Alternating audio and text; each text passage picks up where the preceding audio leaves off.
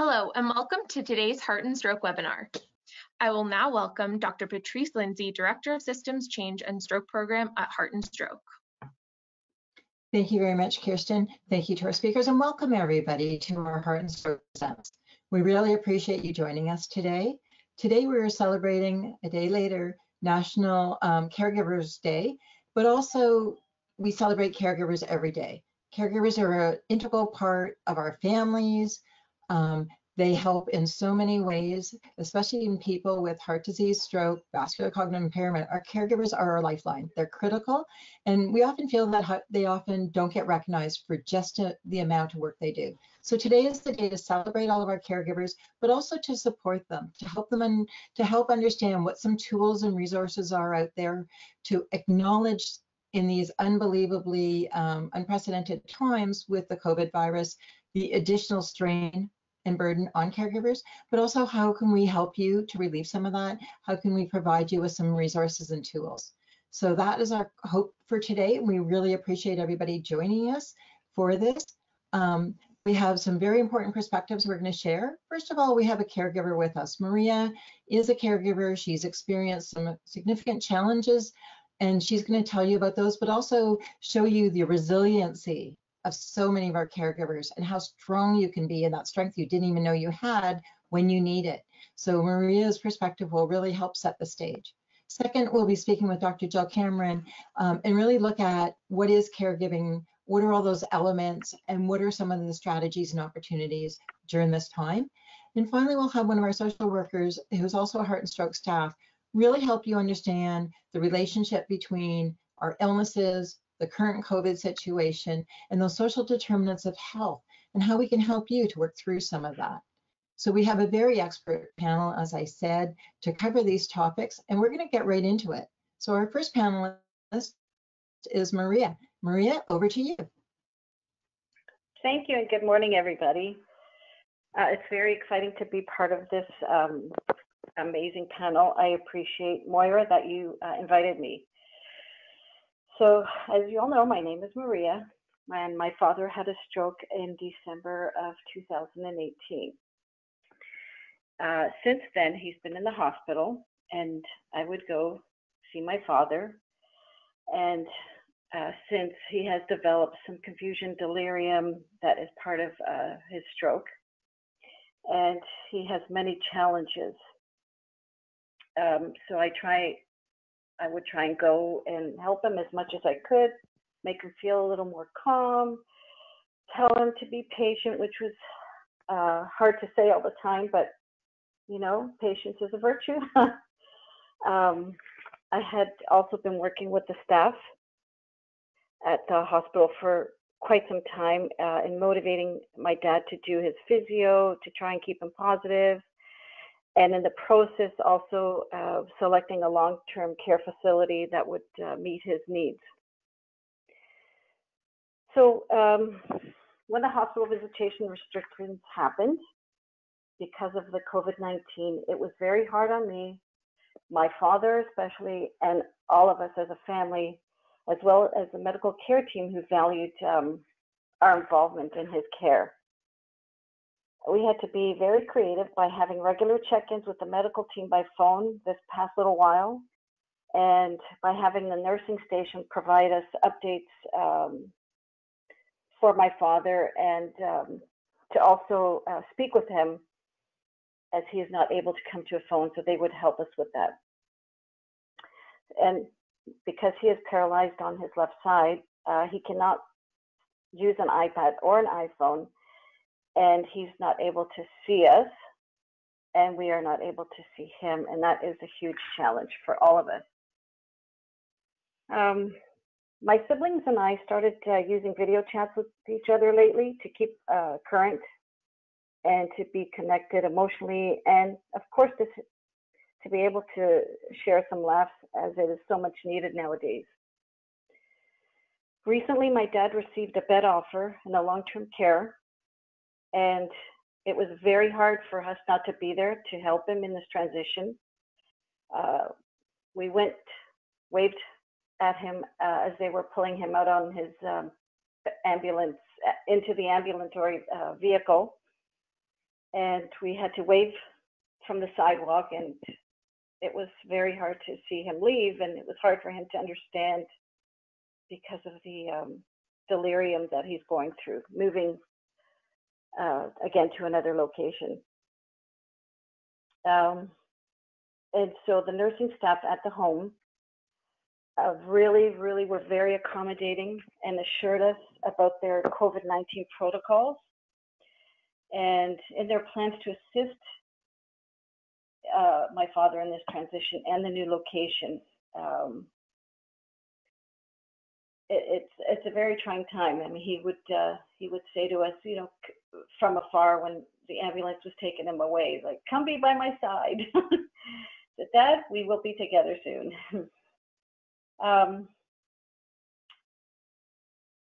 The staff at the hospital has been, at the nursing home has been very helpful. They also give him a sanitized portable phone to talk to us and keep us up to date with what is happening. He is in isolation till the end of the week, and we are hoping that we can do a drive-through window time with him in the near future.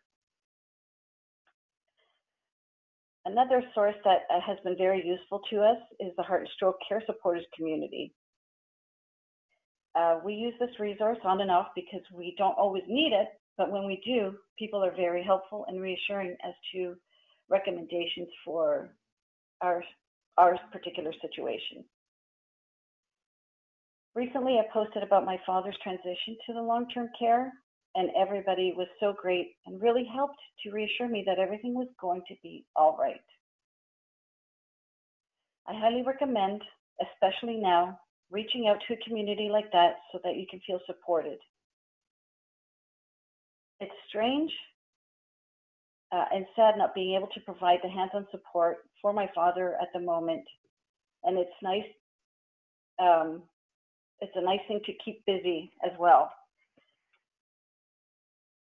And in the end, I will have to, I would like to say, I would like to give some advice actually on some tips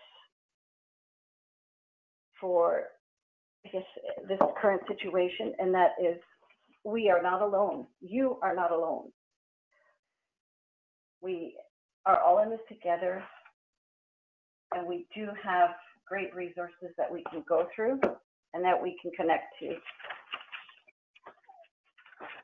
And honor your feelings as they are your feelings. And also, there is support. And if you are worried, all you need to do is ask. And feel free to reach out to us, to myself on the Heart and Stroke community.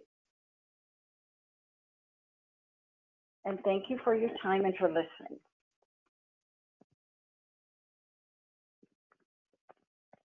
Thank you so much, Maria. Those are excellent, excellent thoughts. Your story and your courage and the amount of innovation you've thought of to stay connected to your father are great for everybody else. So we're so appreciative of having you with us today. My pleasure. And we will stay tuned with us. There'll be questions. And we strongly encourage everybody to continue to post your questions in the questions section within the webinar. We will get to the questions afterwards with our expert panel. So please, we encourage you to post them as you go along. Our next speaker, we're very fortunate to have Dr. Jill Cameron. She's one of the world experts on caregivers and caregiver burden, opportunities, solutions, programs. Jill's also leader working closely with Heart and Stroke on a number of activities, our women's research group, as well as our stroke best practices. So Jill's been a chair of our best practice transitions writing group. So all of the guidelines around this, she's been intricately involved with, and we're so grateful for all of her time and support. So Jill, over to you. Thank you very much for that generous introduction, Patty. I'm thankful to the Heart and Stroke Foundation for offering a webinar today to really focus on family caregiver well-being. So we can go to the next slide. With everything going on right now, I was reminded of this quotation by Rosalind Carter. She said, "There are only 4 kinds of people in the world: those who have been caregivers, those who are currently caregivers, those who will be caregivers, and those who will need a caregiver." And this is very true. And we know that in Canada, about 1 in 4 individuals living in the community are providing care to somebody who is unable to fully care for themselves. We also know from Janet Fast's research is that in Canada, the unpaid labor associated with family caregiving annually saves our healthcare system about $60 billion a year. In the US, that's about $450 billion a year. So they really are essential to the sustainability of our healthcare system. We also know that it's not yet practice to prepare or support family caregivers for this very important role. And as a result, unfortunately, many do experience stress, burden, poor mental health, impacts on their quality of life and other aspects of their life. And then ultimately, that can impact patient outcomes as well. So family caregivers are quite important for us to, consider and focus on. So COVID-19 changes things a little bit, or quite a bit maybe. And it's very good to hear Maria's story and how things affected her, on the ground, really running. We also hear from family caregivers that they are socially isolated. Just being a family caregiver seems to result in social isolation. So what happens when the norm of the population is social distancing and social isolation? And what can we do and what can we think about to better support these family caregivers? Next slide.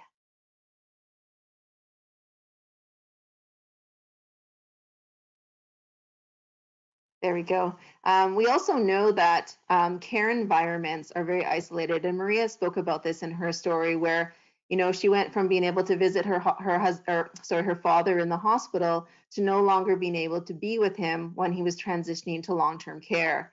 So we're living at a time where the actual care environments are socially isolated from the family members. We're not able to go and visit people in their environments, and we have to use different strategies to connect with them, as Maria did with the telephone conversations with her father. Next slide, please. The one thing we know consistently in the literature and from speaking with family caregivers is that really caregivers speak a lot about needing to be supported. We also know that when caregivers are well supported, they actually do quite a bit better from a mental health perspective, and they also, succeed well in their caregiving role. So what I wanted to do here was just to unpack that concept of support and remind you that there are different dimensions. There's the very important aspect of emotional support, or just having people to share your experiences with and to help you normalize your experience. I think there's probably a lot of emotional support provided in the Heart and Strokes or the caregiver support group on Facebook that Maria was speaking about. Caregivers also need information just to understand what the stroke is or other aspects of the illness, treatment plans, things like that. They may need tangible assistance where people help them organize services, or maybe even in the current context, getting groceries for them when they're not able to go to the grocery store. They may also need training and care activities at home or to support rehabilitation activities once back in the home.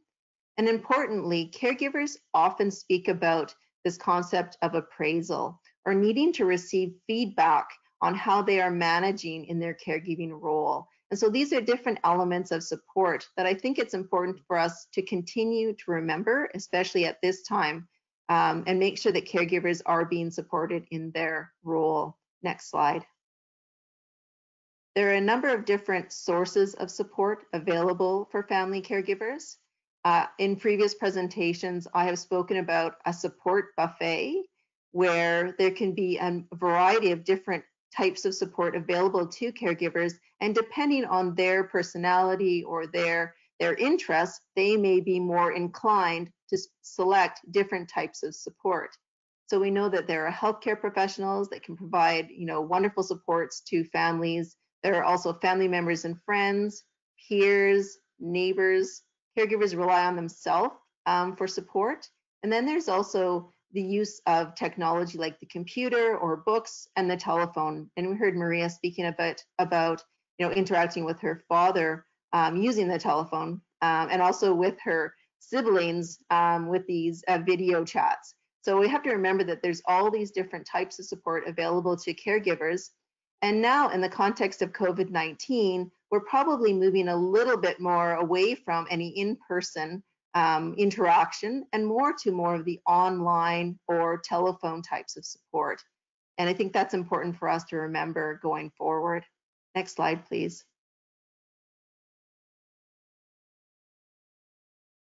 So like Maria, I have a few tips. So when I thought, what would I say to somebody who is providing care in the community now?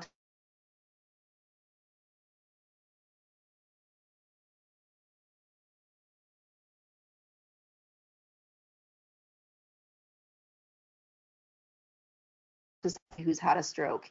And I think really, what are some of my sort of take-home messages? When I think about this, it's really important for caregivers to understand and then prioritize their needs.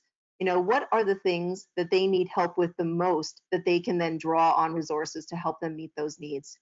I think family meetings are an incredibly wonderful resource. Whether or not you're just meeting with members of your own family, or you extend it to friends or neighbors, or whether or not you're including members of the healthcare team in those family meetings, I think they're essential. We often hear that family caregivers have people in their environment who would like to provide supports, but they may not know what support you need. So if you can organize family meetings and say, these are the types of things we need help with, and people will often step up and provide you with supports that you might need. And I think it's important to also remove the stigma associated with asking for help. We've heard some clever stories of caregivers leaving notes in their family members' mailboxes to say, I really need some help with some grocery shopping, but I can't get this to the store in the context of COVID-19. Can you please call me if you can help me out? And I think that's really wonderful. We also know that healthcare professionals are available to provide supports. Home visits have been very important in a person's recovery post-stroke. So if we're going to continue to have healthcare professionals coming into the homes, it's appropriate to ask organizations, what are their safety protocols? If they're coming to your house, how are they going to ensure your health and as well as your family members? Again, you may also want to prioritize the services that you receive. You may not want all of the different services to come into your home, but there may be some that are really essential to you that you wouldn't want to lose, and you can prioritize that way. I'm seeing that many different healthcare organizations are starting to offer more telehealth. I see that's becoming up and running either now or very soon at Toronto Rehab. And I think that's a really important resource. Maybe we can do tele-rehab when people are first going home, so families can have more insight into how to support people with stroke back in the community and how to optimize their rehabilitation potential. Next slide, please. And Maria spoke a little bit about some of the online resources, and there are some support groups on Facebook and things like that. The one thing that I would like people to remember is to go to resources from reputable organizations. The Heart and Stroke Foundation has wonderful resources, and I know that they've been ramping up and providing more resources now in this current climate. In situations where people may have vascular dementia as well, the Alzheimer's Society also has, valuable resources. So these are ways that you can continue to receive support and also, maybe learn more about rehabilitation therapy that you can continue with your family member at home. So my last tip really is for the caregivers themselves to really remember that you are an important part of this equation.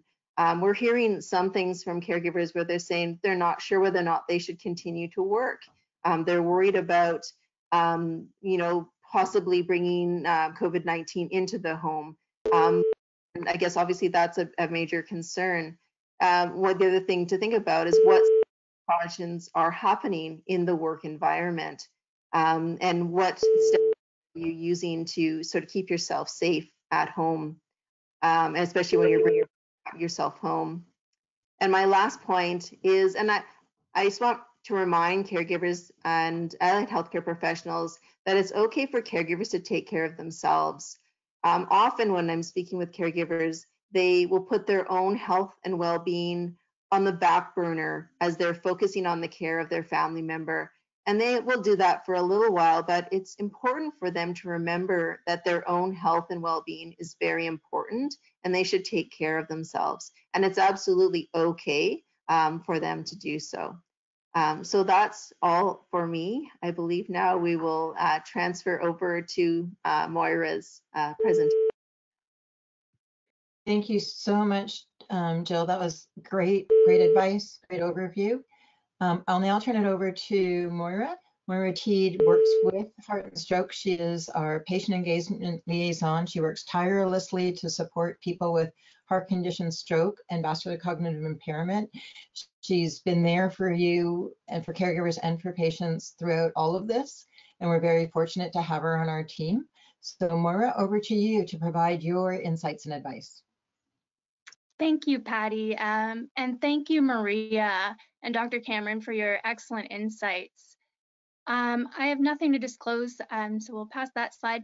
So far, while listening, everyone, it's really been hitting home that many caregivers have been experiencing social isolation for a long time. And this is more of a welcome to our world, everyone, scenario for many caregivers.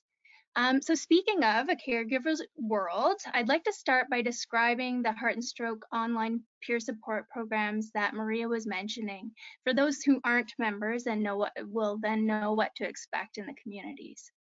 So Heart and Stroke has two online peer support communities, the community of survivors and the care supporters community. Both of them are bilingual and have translation functions and bilingual moderators. And the moderators are experts who understand both trauma and online community development. They're closed groups, so you can speak candidly without fear of your loved one perhaps being in the group and hearing some of the common frustrations you might be expressing. And the community has clear guidelines that were created by the founding members, and everyone's adhering to those and being respectful of each other. So it's really great to see everyone supporting each other in the communities and giving each other some really great advice, some resources, emotional support, kudos when they're needed, pats on the back. And they even have a collaborative resource list right now for COVID-19 about how to keep your kids busy if you're in the sandwich generation, or some mindfulness apps, things that have been helpful for them that they're sharing with each other. So if we go to the next slide, I want to share some of the really excellent words of wisdom we're hearing from the community itself. And they're giving these tips to each other, but I think they could certainly apply to this audience for sure. And the first is, you can't do everything. It's impossible. And it's okay to ask for help. And they're also saying, take social media breaks. Limit it to 1 hour a day. It's too much to take on the worries of the world as well as your day-to-day life. And so limit it to small doses and go to credible resources, as mentioned by Jill. Stay connected, be it with the healthcare team, as Maria mentioned, family, neighbors.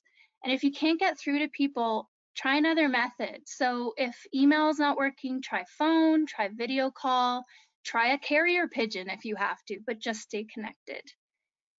Talk to the medical team before canceling appointments. They might not be needed, but they might be essential. And it might be possible to have those appointments by video. Also, the community is saying to each other, you can't be the best possible support for others if you don't work on your own self-care. And if you're working with half a tank, it won't be possible to give your fullest attention to your caregiving needs and your own self fulfillment.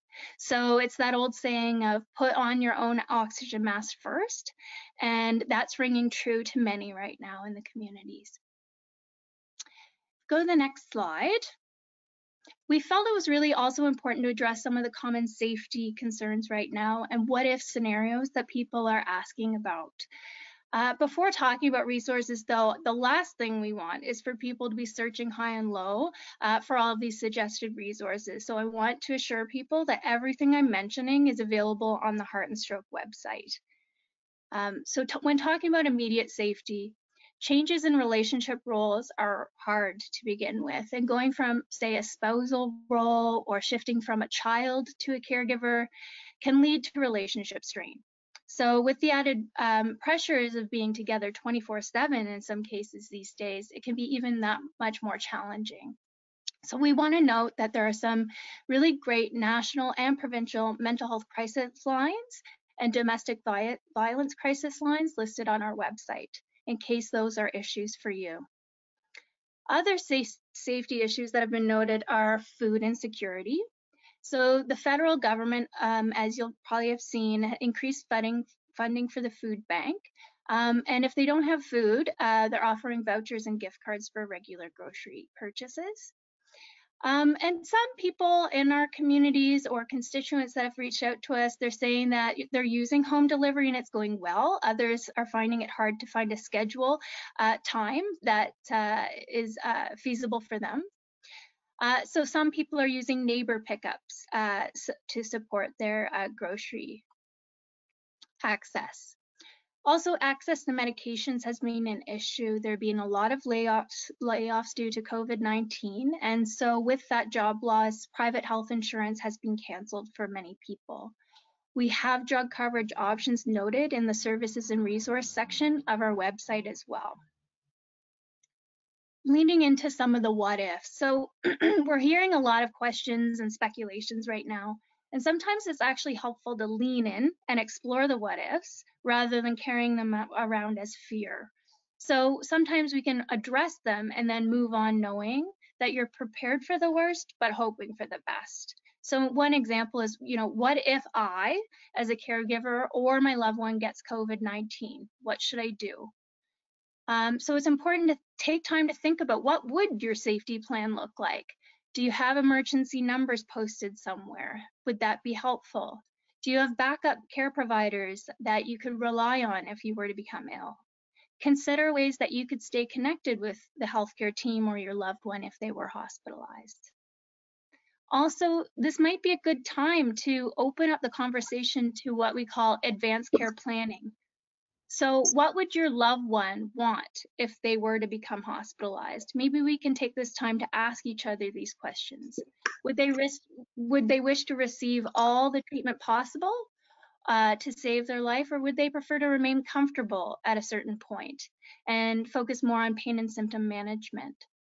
The Canadian Virtual Hospice has an excellent conversation guide on how to talk about advanced care planning. So this might be an opportunity while you're together to really lean into that potential scenario, and then you don't have to worry about what your loved one would want. You would already have had that discussion. If we could go to the next slide. On the left of the slide, you'll see two facets of our website that I'm referring to most frequently today. These parts of the website are there for caregivers and people with lived experience. And that's the services and resource section, as well as our COVID-19 page that has excellent supports when it comes to stress management, staying healthy, staying active, etc. On the right, you'll see what we in the social work world call the psychosocial iceberg, or some people refer to them as the social determinants of health. So you'll see at the very tip of the iceberg, that's what everyone else sees. You might be walking down the street and people ask, how are you doing? And you just don't want to get into it and you say, I'm fine. So that's what people perceive. But underneath are all of the challenges that people experience that also contribute to our overall health and well-being.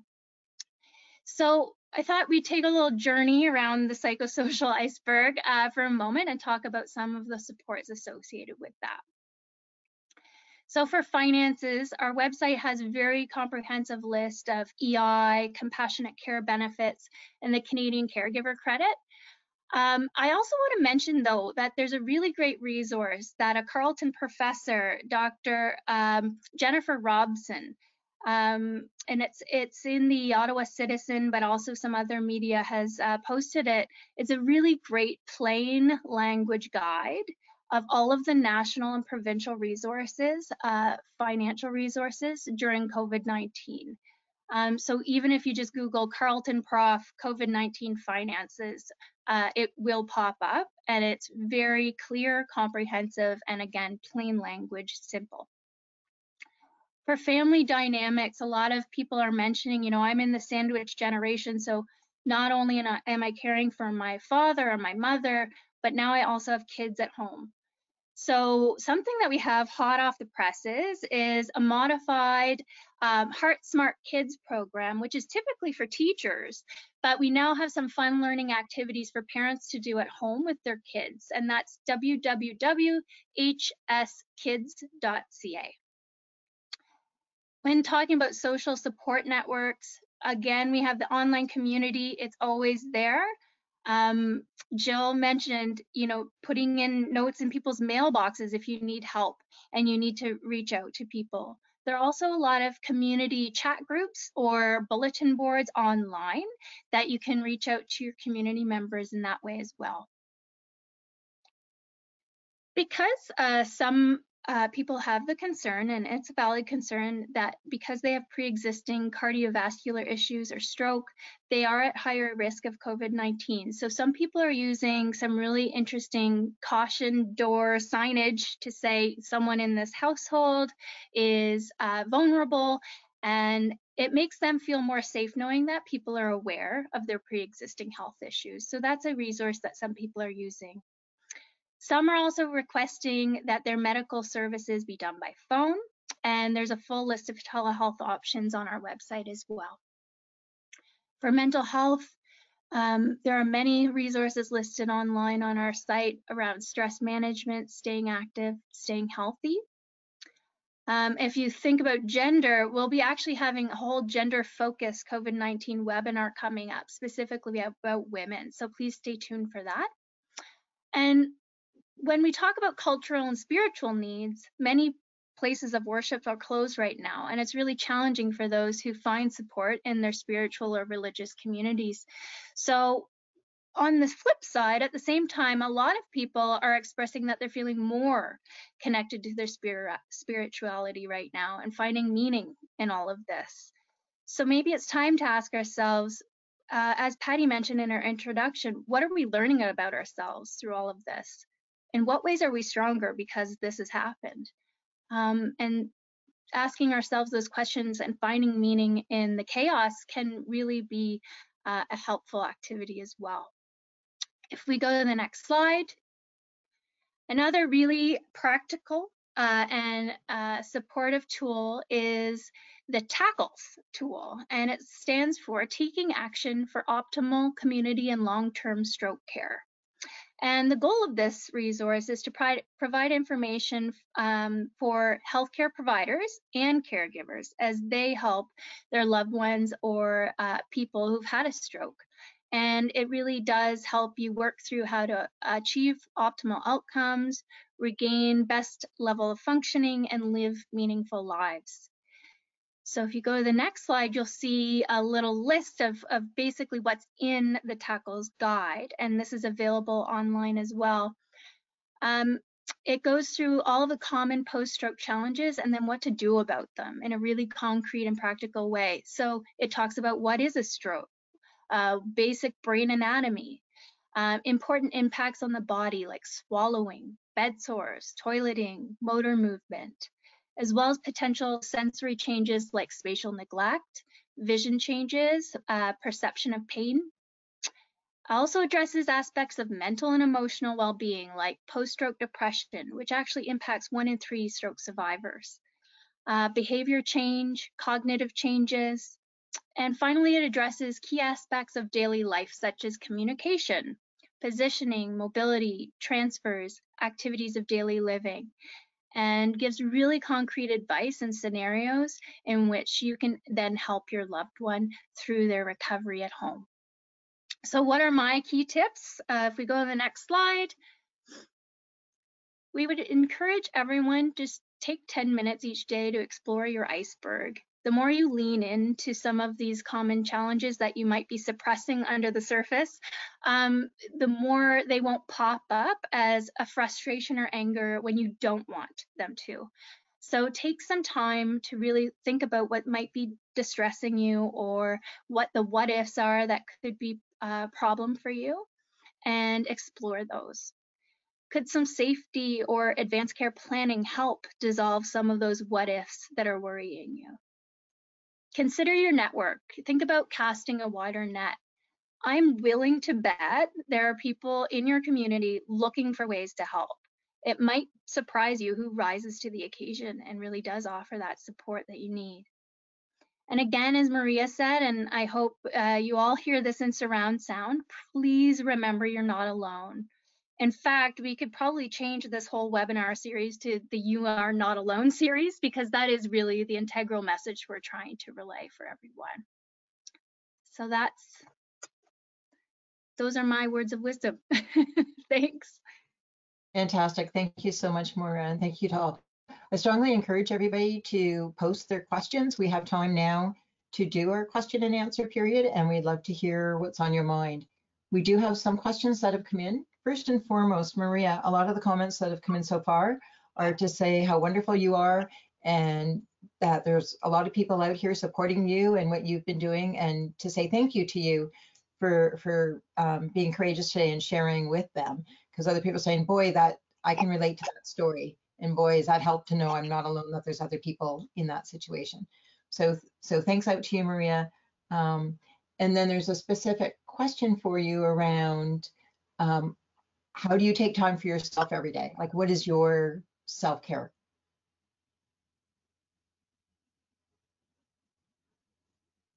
Maria, maybe turn your volume on.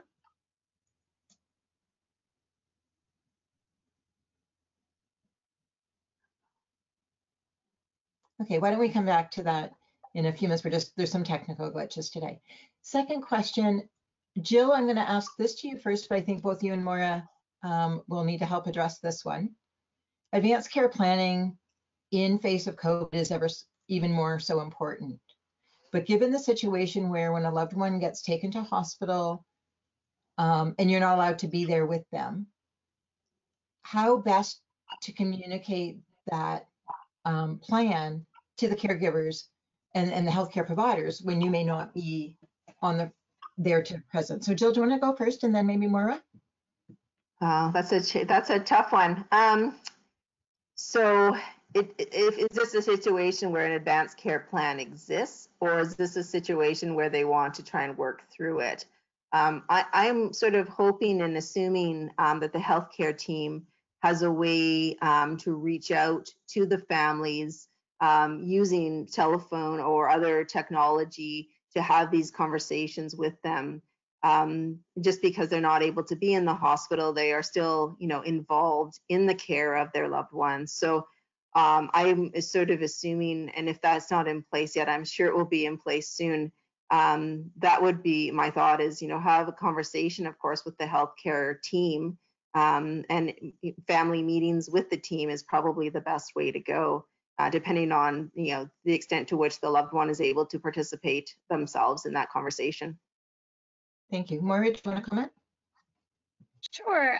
Just to decode some of the terminology around advanced care planning and acute care, often it's referred to as code status.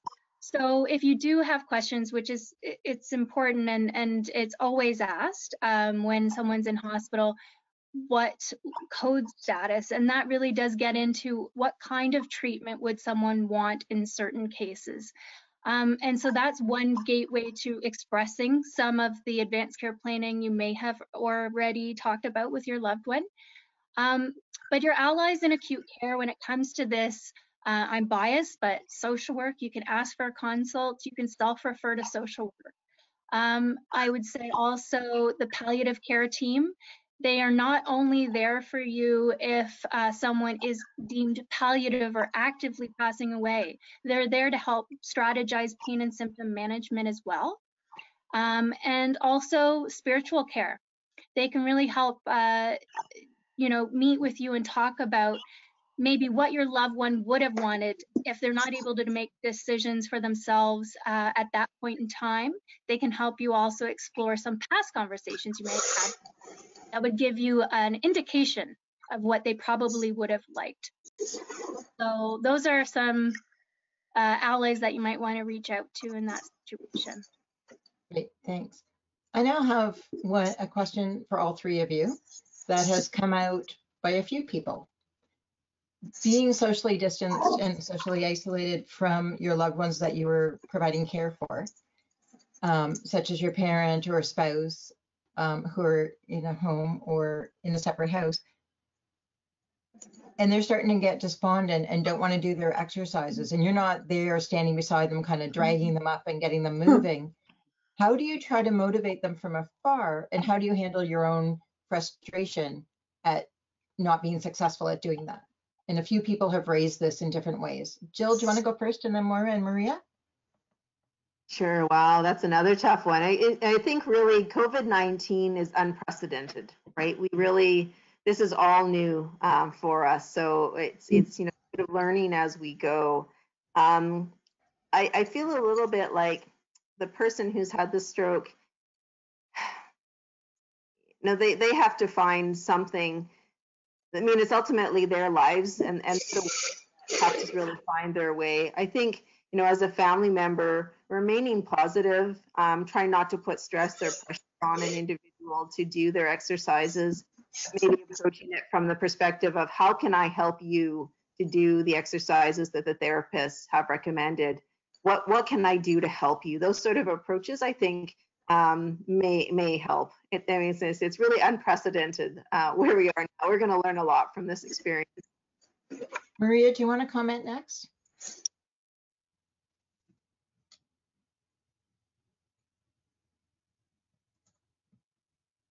Can you hear me?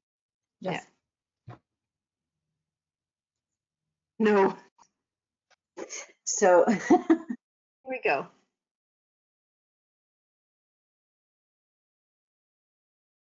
Okay, we'll move on. Moira, do you want to comment?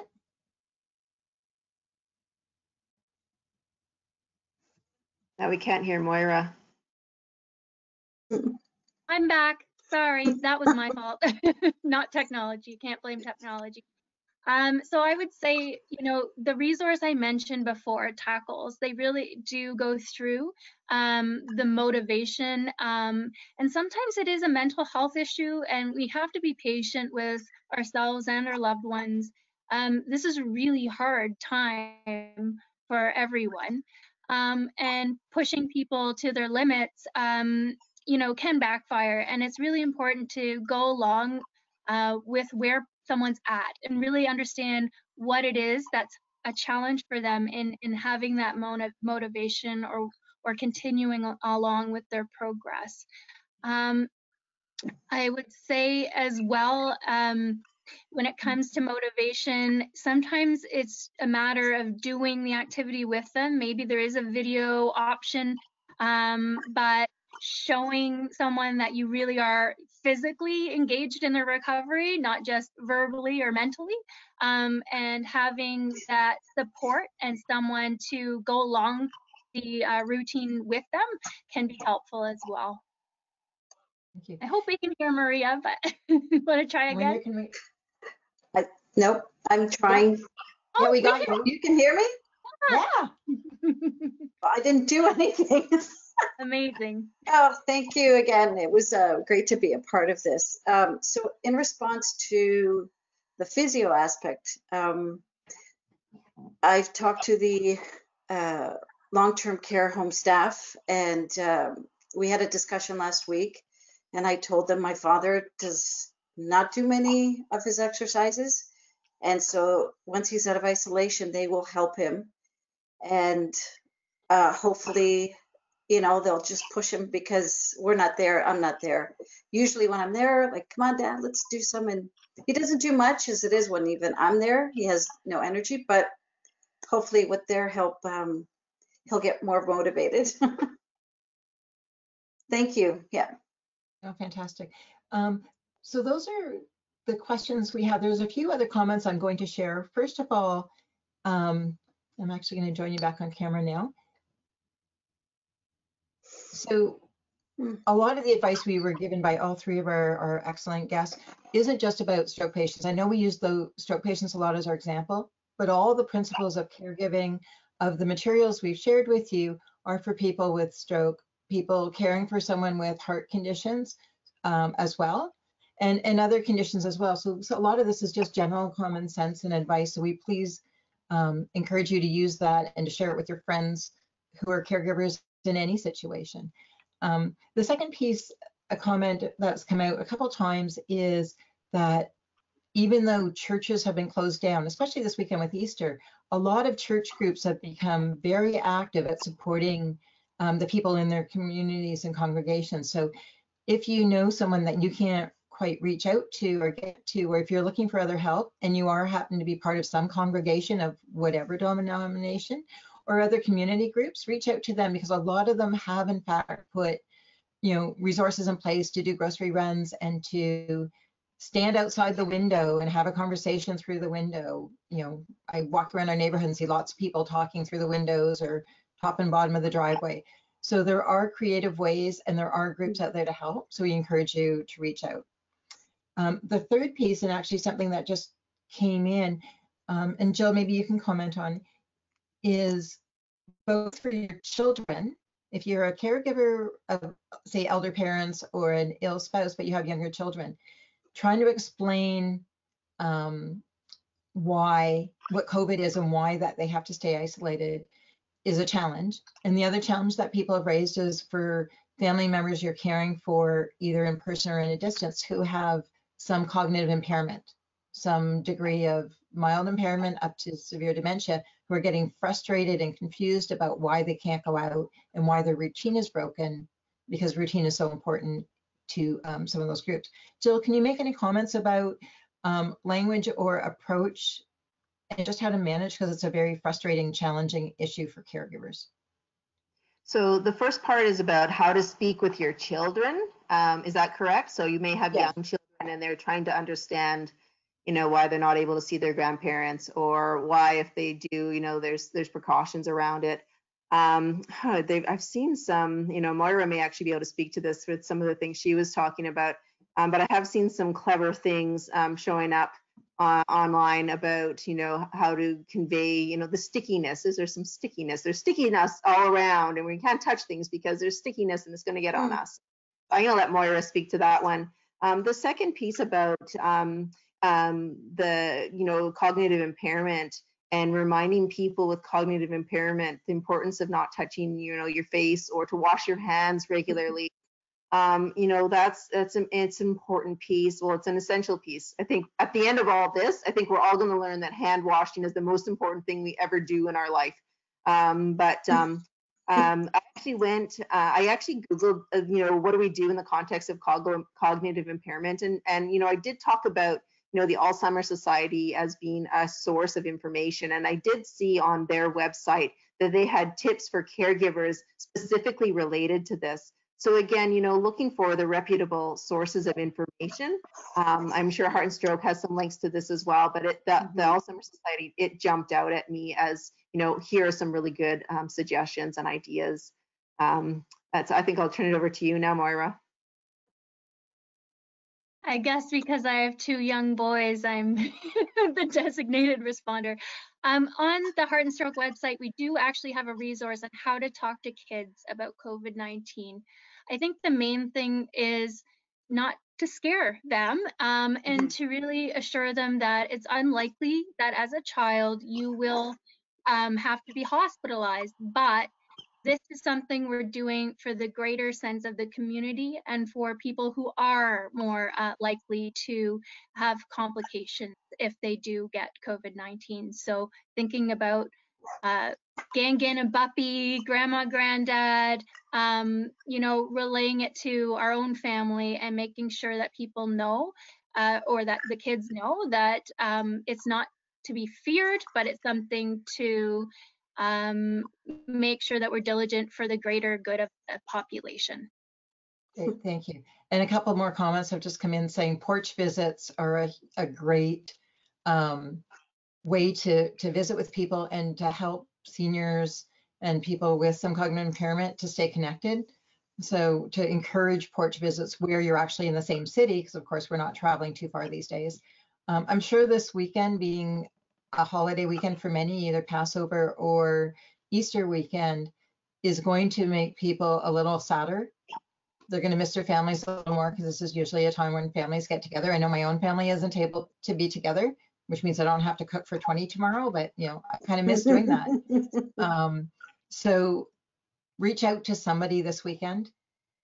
And, you know, for those of you, reach out to a caregiver. If you know of others who are caregivers, reach out to each other to support this weekend. It's going to be a little bit of an extra stress time. But I'd like to take this time to thank everybody. Thank our three speakers. Jill, Moira, and Maria, you're all fantastic, sharing your expertise and your knowledge today. We greatly appreciate it. I also want to acknowledge our behind the scenes staff because none of this happens without them. So Kirsten, Rebecca, Pamela, you're our rock these days. They've been producing, you know, 1 or 2 of these webinars a week. They're all available on the Heart and Stroke website. So about 48 hours after the live event, we will have them posted. Encourage your friends to see them. Reach out to us. All the connections, all the email links that we mentioned today are all there. So if you go to heartandstroke.ca and click on the COVID pages, you will find all the links we've talked about. So we wish everybody well this weekend. We're thinking of you. We're here for you. If there's any other topics you'd like to hear on these webinars, please complete the evaluation and let us know. We will be having a whole series. Ones that are coming up are ones specific to women with heart conditions and stroke during COVID. We'll do another one looking at cardiac rehab. We did stroke rehab this week, cardiac rehab in a couple of weeks. And we're also going to talk about those other parts of your life. So we're going to have one on transition, you know, once you've transitioned back from hospital to home, how to manage in your community, what sort of social and leisure activities you can get back to, and helpful hints just to cope in everyday life. So stay tuned for those. We will be advertising them. We wish everybody well, and thank you very much for joining us today on Heart and Stroke Presents.